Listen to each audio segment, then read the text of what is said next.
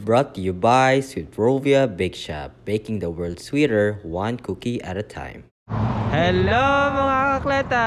In today's episode, pupuntahan namin ang Great Shasta Rail Trail. At saka bibisitahin natin yung bridge from Stand By Me movie. Samahan nyo kami. Tara! We are still here in Boerne, California, Shasta County. So we park our car here in the parking lot because we don't know if there's a parking lot at the Great Shasta Rail Trail. So Boerne is a small city here in Shasta County, California. So sobrang liit niya na city, iilan lang ang mga restaurants tsaka mga convenience store. Tulad nito, yung grocery outlet. Ito lang ang grocery store dito sa buong city. May mga kainan din like Mexican at saka Chinese, other diners na kakainan. Yeah, we're gonna make a left here on Black Ranch Road. Right here. Ready?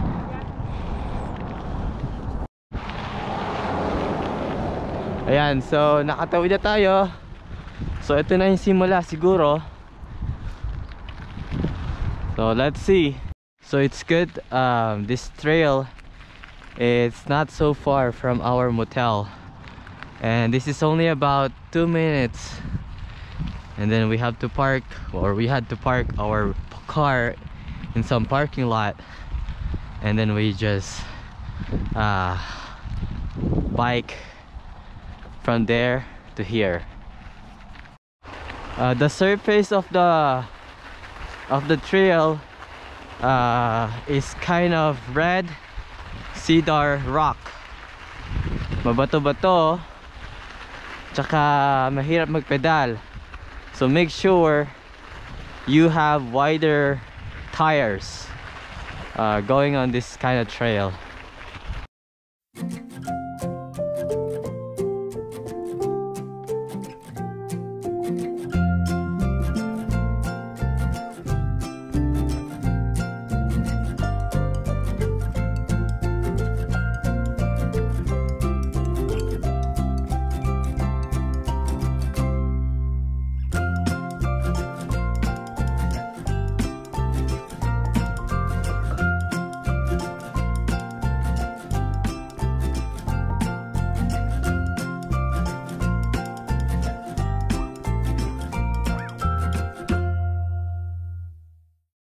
Look at that sight. Can you still make it? Okay, let's go. So we came from all the way there. That was about, how many miles do you think was that? A mile, maybe a mile. Sa paligid natin, nakikita natin ang isang junkyard. Ito ata yung mga tools na, kasi ginagawa pa nung trail, hindi pa ata tapos. So meron silang kahoy dito, may crates doon sa dulo, saka may iba't ibang parts. So dito naman is ganun din, pero wala masyadong gamit. Ayan mga kakleta, ayan, gaya ng sabi ko, ginagawa pa nila tong trail. So punta pa tayo doon. So little fact about this trail, itong trail is all the way, can go all the way to Oregon. Ayan, pero hindi tayo aabot doon. Dito lang tayo sa Boerne Park. Oh sorry, Boerne City. And once na nakita natin na yung bridge, we'll come back same ruta ang pagbalik natin.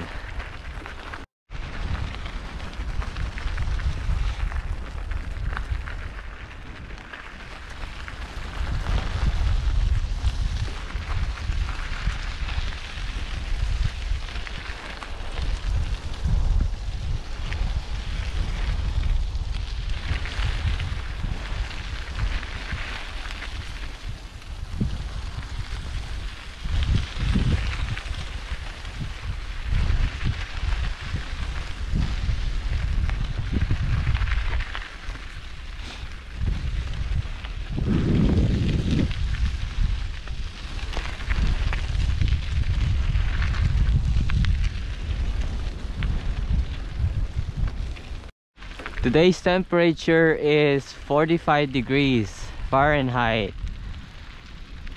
Weather today is clear sky, sunny. So we are passing through Ponderosa Forest.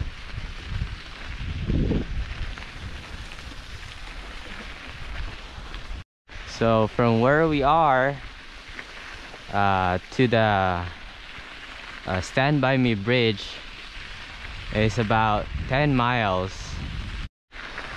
Okay mga kleta, we are about to we're on a journey going to the Stand By Me bridge. It's close to Burney Falls and Lake Britain, where we came from, or where we visited yesterday. And it's about 7 miles from where we are, and that depends on how fast we go, especially with my porcito Lindo, how fast she goes.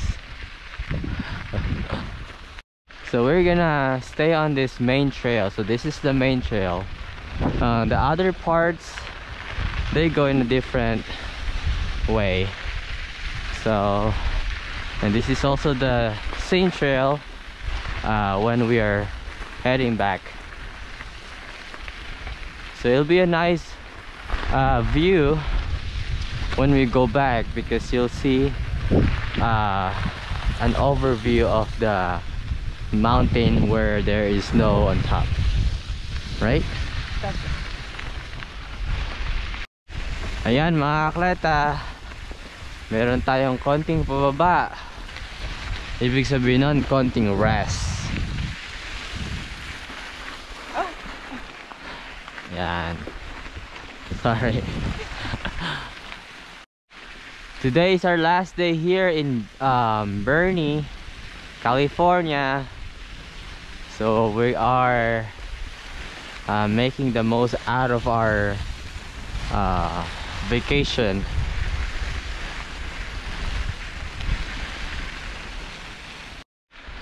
And so ngayon we are seeing different views, pero nandito pa rin tayo sa Ponderosa Forest. Iba't ibang mga puno nakikita natin dito. Mahaba-haba pa ang lakbay natin. Nice view talaga, right?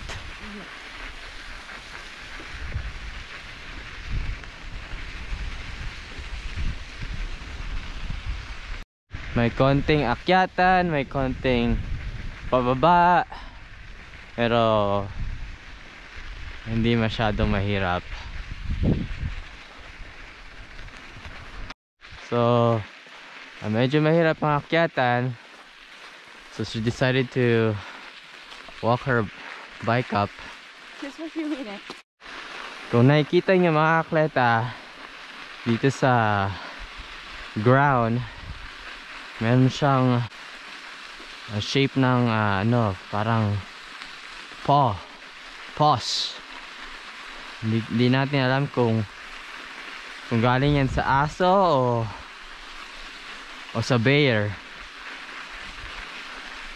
Yan, sinusundan lang natin. Ayun oh, fresh oh. Oh, there's more. Hopefully they're from dogs.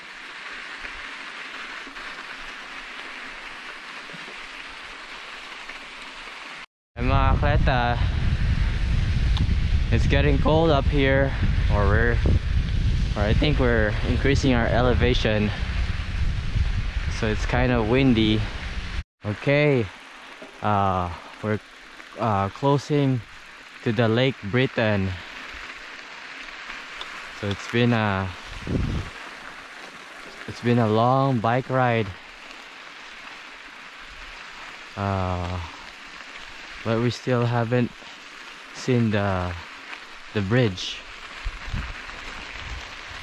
So the lake is down below here, or part of the lake. So we're still going down, finding where the bridge is. Ayan, sana ito yung papuntang bridge, otherwise babalik ulit tayo kung saan tayo galing. Kung di natin mahanap yung bridge dito, we'll have to take our car to the other spot where it's close to the bridge.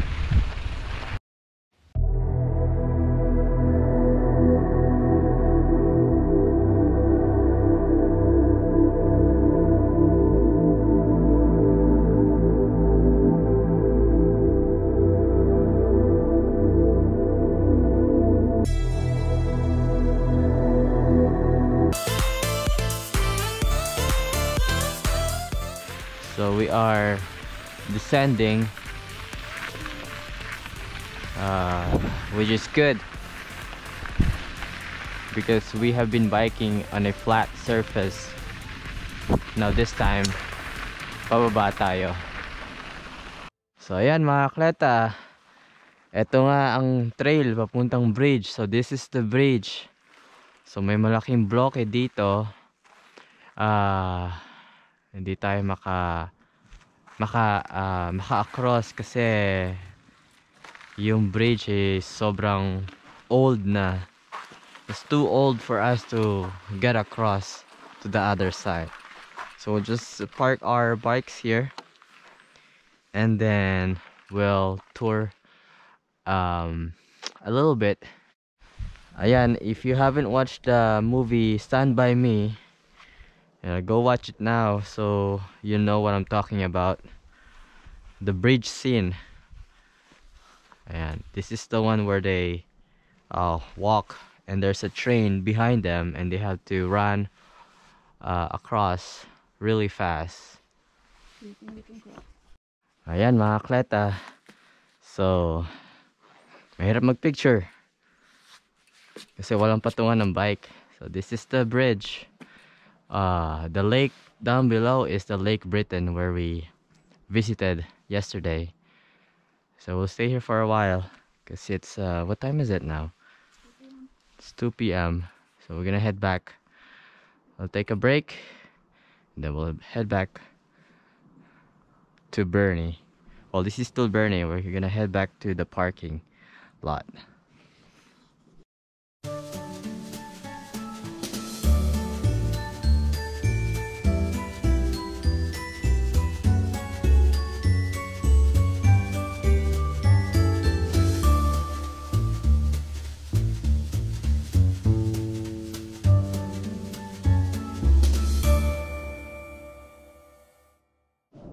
So our rest is done, so we're gonna head back to Burnie City, and that's about 10 miles. So it's an hour, almost an hour bike ride back. Okay, we're gonna take on again this Great Shasta Rail Trail head. So it's going to be a long bike ride. And this is pataas. And ayan mga kleta, we are still going up. So ito yung view natin kanina papuntang bridge. Yan, so different ano naman tayo, view pabalik. So sa dulo na makikita natin yung mountain na covered in snow. Makikita natin yung pabalik. So pagdating dun sa bridge kanina, wala nang daanan getting across the bridge, pero may mga ibang alternative na daanan, siguro paikot, kasi nga itong trail is papuntang Oregon din. So once you get to the bridge, kailangan bumalik tapos dumaan sa ibang trail. So ito padiretso lang from the start all the way to the bridge. So nakaka 40 minutes na tayo galing sa bridge. Sobrang haba tong trailhead, nakakapagod din pabalik.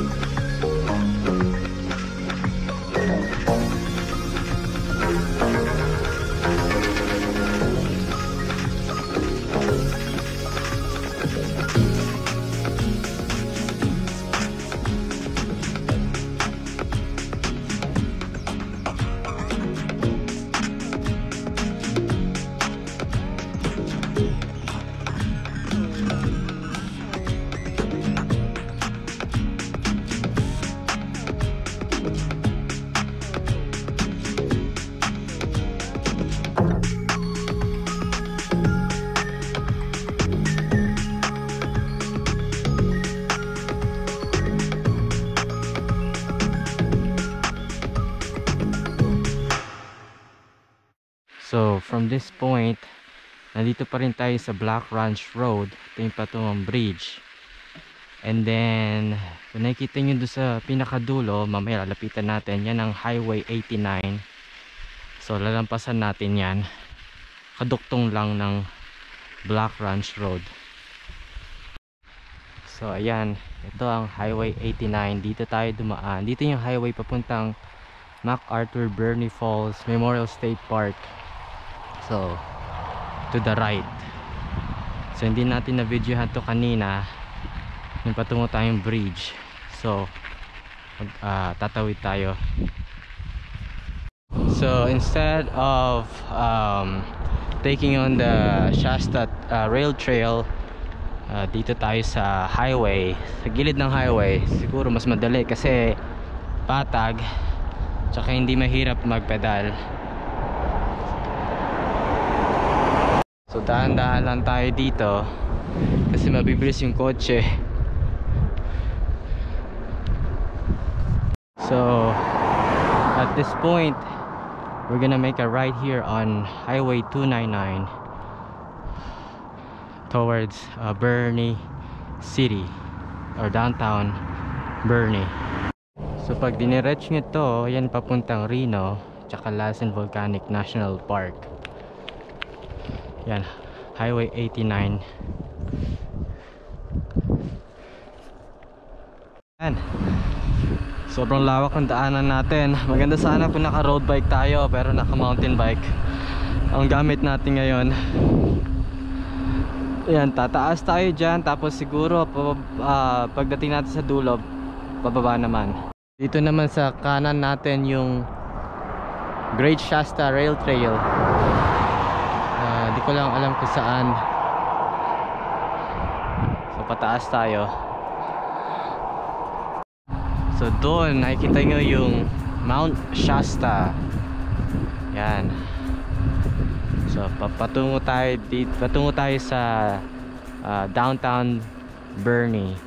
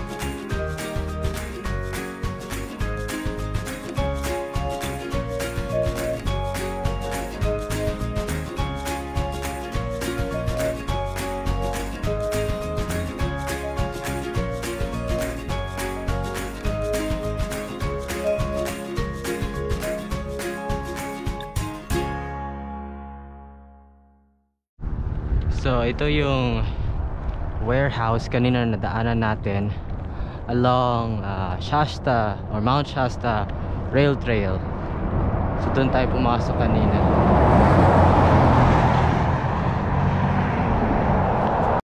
So ayan, nakarating din tayo dito sa Boerne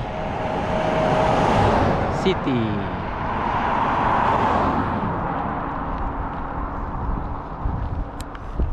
Population dito ngayon sa Boerne is 3,220. Ayan, di gaano maraming tao sa ganitong city. So ayan mga kakleta, approaching na tayo ng parking lot.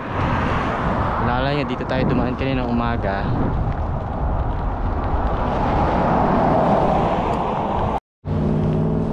So nandito na tayo.